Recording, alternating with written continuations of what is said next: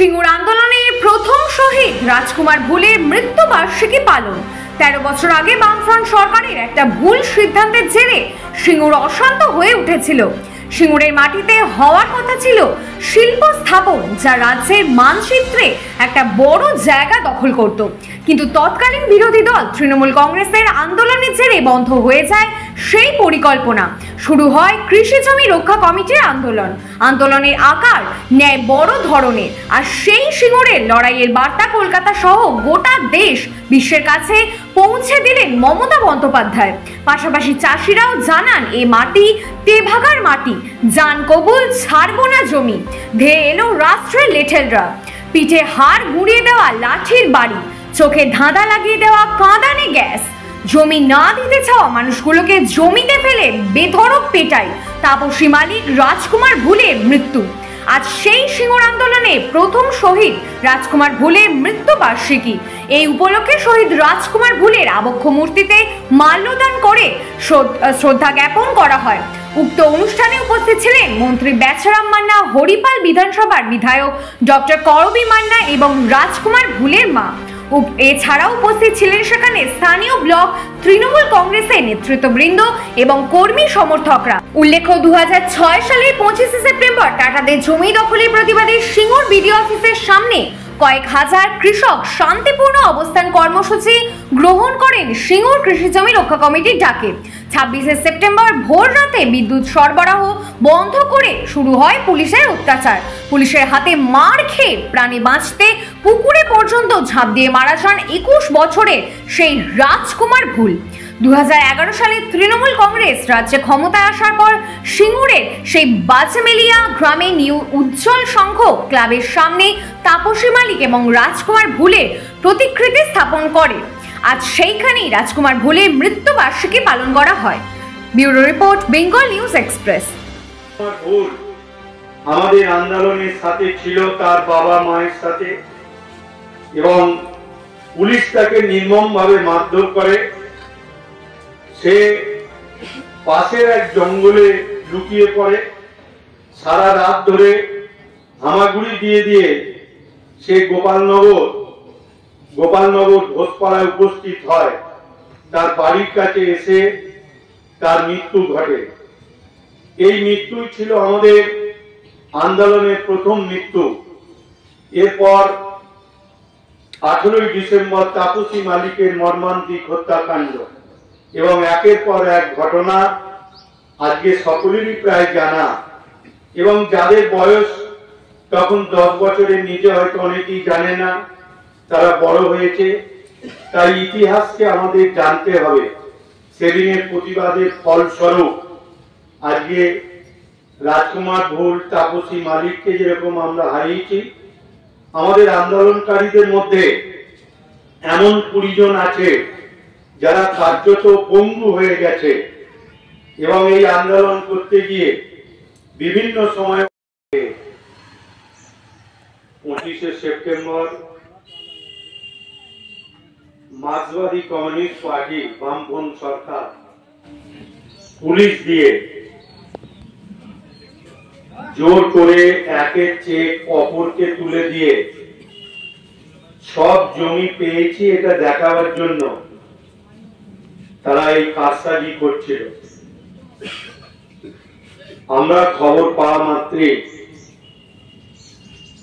হাজার হাজার কৃষক বিডিও অফিসে উপস্থিত হই, এবং বেলা 1:30টার সময়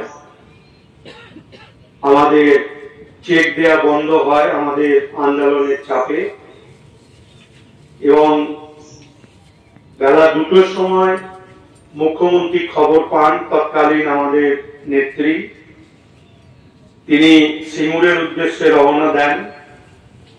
বিকেল 3:30টার সময় তিনি বিডিও অফিস প্রাঙ্গণে উপস্থিত হন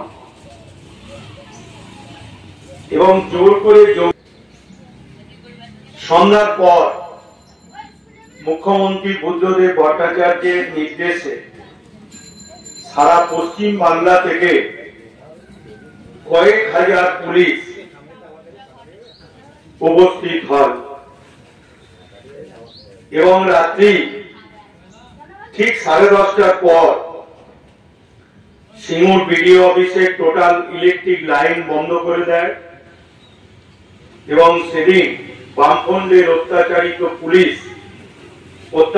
পুলিশ আমাদের কৃষকদের ব্যাপক মারধর করে এবং সেদিন আমাদের কৃষক মা বোনেদের সেদিন ইজ্জত নেওয়া অনেকে লজ্জায় বলতে পারেনি এবং সেদিন প্রায় 100 কৃষক আহত হয়েছিল পুলিশ লাঠিচার্জে এবং বেধড়কভাবে মারধর করা হয়েছিল। 76 জনকে নতুন যে পোস্ট অফিস হয়েছে ওই পোস্ট অফিসের ভেতরে ঢুকিয়ে নির্মমভাবে সেই জার্মানির হিটলারের কায়দায় ইহুদিদের যেরকম মারা হয়েছিল ঠিক সেই রকম ভাবে প্রায় 76 জনকে ঘরের মধ্যে ঢুকিয়ে মারধর করা হয় এবং সেদিন নেত্রী মমতা বন্দ্যোপাধ্যায় সহ আমরা যারা নেতৃত্ব দিচ্ছিলাম সেদিন সকলকে পুলিশ নির্মমভাবে মারধর করা হয়েছে এবং তৎকালীন মমতা বন্দ্যোপাধ্যায়কে কলকাতায় যে পুলিশ টিম নিয়ে গিয়েছিলেন দ্বিতীয় হুগলি সেতুতে উঠে তাকে বলেছিলেন যে এবার গঙ্গা থেকে ছুঁড়ে ফেলে দেবো, কোন বাবা আছে তো রক্ষা করবে। অর্থাৎ ততে শুধু মাধ্যম নয়, সামান্য সৌজন্য সম্মান মহিলা হিসেবে তৎকালীন বামফ্রন্টের পুলিশ দেখাতে পারেনি এবং তাকে বাড়িতে না দিয়ে এসে আহত মমতা বন্দ্যোপাধ্যায়কে গান্ধী মূর্তির পাদদেশে দিয়ে আসে। আমরা আসি তার কারণ আমাদের সিঙ্গুর আন্দোলনের সহযোদ্ধা, তাকে নির্মমভাবে পুলিশের অত্যাচার হতে দেখেছি এবং তার মৃত্যু আমাদের কাছে অত্যন্ত বেদনাদায়ক। পুলিশ সেদিন তাকে এমনভাবে মারধর করেছে যে তার মৃত্যুবরণ ছাড়া করা উপায় ছিল না। আজকে তাকে বাঁচানো যায়নি এবং আন্দোলনের সে প্রথম শহীদ রাজকুমার ভূল। আমরা প্রতি বছরই আসি, তার মাল্যদান, স্মৃতির প্রতি শ্রদ্ধা এবং স্মৃতিচারণার মধ্য দিয়ে আমরা স্মরণ করি এবং তার মা মলিনা ভূল এবং মিনা ভূল এবং আমাদের তাপসী মালিকের বাবা মাও রয়েছে, আমাদের মনোরঞ্জন মালিক এবং মলিনা মালিক, তারাও রয়েছে এবং যারা আন্দোলনে ছিল তারা প্রত্যেকেই এসেছে এবং বর্তমান জনপ্রতিনিধি তারাও সকলে এসেছে। তার আত্মার প্রতি শান্তি কামনা করি এবং তার শহীদের মধ্য দিয়েই সিঙ্গুর আন্দোলন এগিয়ে গেছে, জয় হয়েছে। কিন্তু এই আন্দোলনের জয় সারা ভারতবর্ষ, পশ্চিমবঙ্গের মানুষকে শিক্ষা দিয়েছে।